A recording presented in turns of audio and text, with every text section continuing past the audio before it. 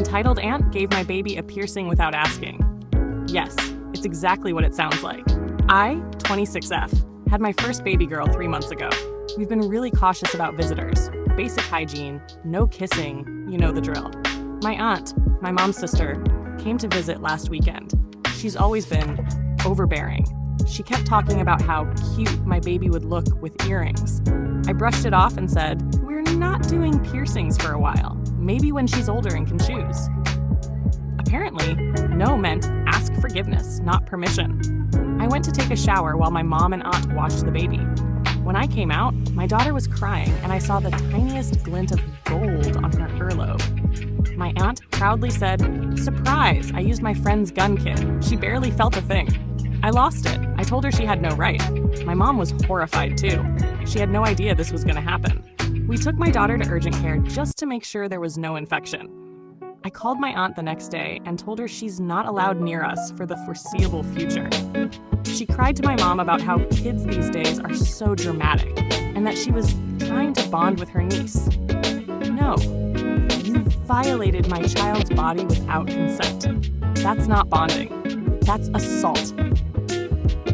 Entitled parent told me to stop speaking Spanish to my own child in public. I'm Latina. My husband is white. Our 2-year-old is bilingual. We speak both Spanish and English at home. I was grocery shopping with my son when I started chatting to him in Spanish.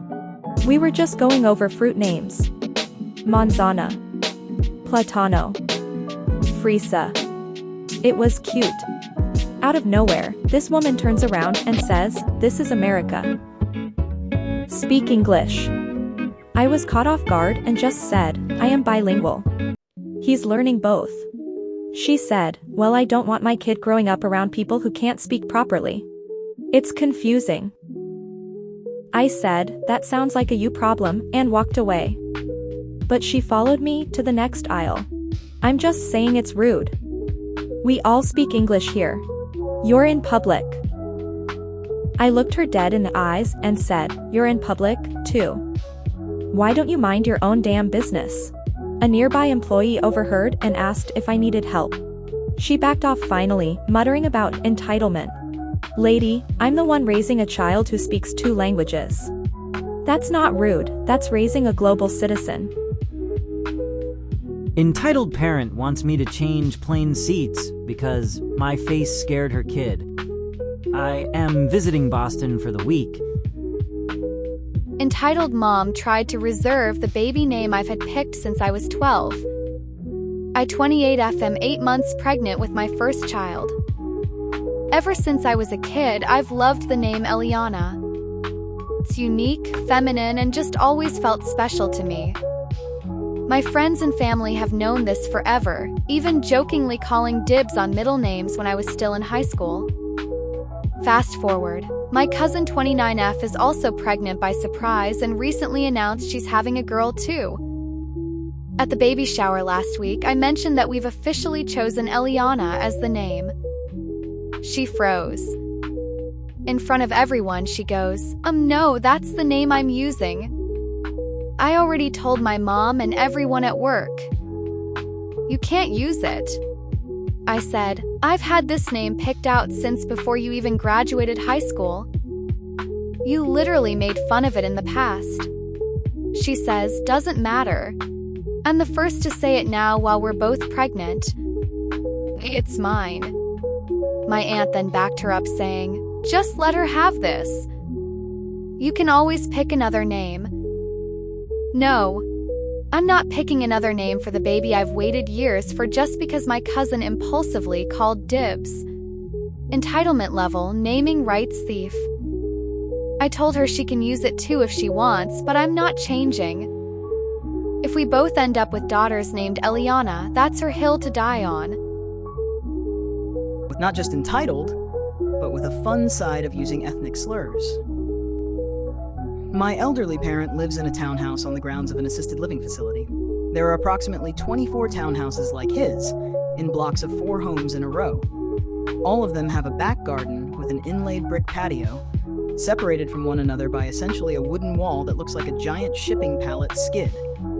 This wall extends the depth of each patio space and is stopped by a row of bricks that delineates the patio from the garden. Unless you live in an end unit, or force yourself through the dogwood hedge that runs parallel to the back of these 4 home blocks, there's no way to really get in or out. The 2 middle units are basically as landlocked as a high-rise balcony. My parent has a host of mental health issues, as well as being physically limited by certain health conditions, but they have always loved to fill bird feeders all year long. This means there's always piles of sunflower seed holes all over the patio that don't always get dealt with promptly. My family and I were over at the unit today to celebrate Parent's birthday, and we wanted to sit outside to eat the birthday meal. As soon as I arrived, I went to the back and started sweeping up the shells so I could get the patio furniture set up for everyone. The new tenants next door were outside on their patio with their friend who seems to come by regularly to help them, take them on outings, etc. I've never met the friend, but have seen her several times and only briefly met the new tenants. Anytime I have been visiting, my parent and their friend pulls up, she makes sure to never make eye contact and just walks straight into the next door unit, which is fine. I honestly don't care one way or another, and tend to be on the side of introverted myself. So I'm sweeping and I hear friend stage whisper, "Oh, there's someone sweeping next door." This fact is mentioned several times. I have my back to their patio as I'm working, but then hear a very obvious throat-clearing noise. I ignore it. Friend repeats this twice more before coughing loudly. Twice. No. Hi, or excuse me, or sorry to bother you, just as she's likely the type of person to snap their fingers to gain a waitstaff's attention. I continue to ignore her. My motto is, respect is given when respect is given, and throat clearing plus not bothering to attempt to he kind about getting my attention is not respectful. Finally, she tries a hello, excuse me. So I turn around. She has stepped into my parents' side of the garden, around the wooden partition. Immediately she breaks into, "When you're done sweeping there, could you have some time to come and sweep up over here?" With a disgusting, saccharine, sweet, evil smile. I flatly replied, "I don't have time right now. Maybe later, but I'm very busy today. Don't count on it," and turn back to my sweeping. I hear a barely audible harumph from her as the female resident says, "Oh, she's joking." Her body language was not joking. She definitely just expected me to jump at the chance to do more work. Not once was there a, "Hi, my name is X. I'm a friend of your parents' neighbors here, and we could really use some help. Would you mind?" Her question was definitely more of a statement. Not 30 seconds later, the male resident steps around the wall and says in a stupid sing-sing voice, "Hey, is that Broomhilda?" Now, this man is 96. Normally, I would laugh along with a stupid joke like that from someone his age, but I was in no mood. I ignored him. He tried the same line again. I just turned around and said, "Pardon me?" in my best confused voice. He repeated it a third time, and I scowled and replied, "Oh, no," and again turned back to sweeping. I hear them murmuring, and then hear the friend say, "Broomhilda, that's a kraut name, isn't it?" "Yes, it's definitely kraut." More murmuring, and another mention of kraut. My husband is a different ethnicity than I am, very visibly different, and we have 3 children who are then obviously mixed race. So, despite there being ample room on the patio for all of us to sit comfortably and admire the garden, I made sure to set up the table and chairs at the very farthest edge of the patio, where it meets the grass as my parent lives in an end unit. I didn't hear them say anything else, but my eldest daughter told me afterwards that she noticed the friend taking her time with the gardening she was doing for her friends, and really leaning as far into their garden as possible, while trying to obviously conceal the side-eye she was giving us. My daughter just stood still, staring at her face on.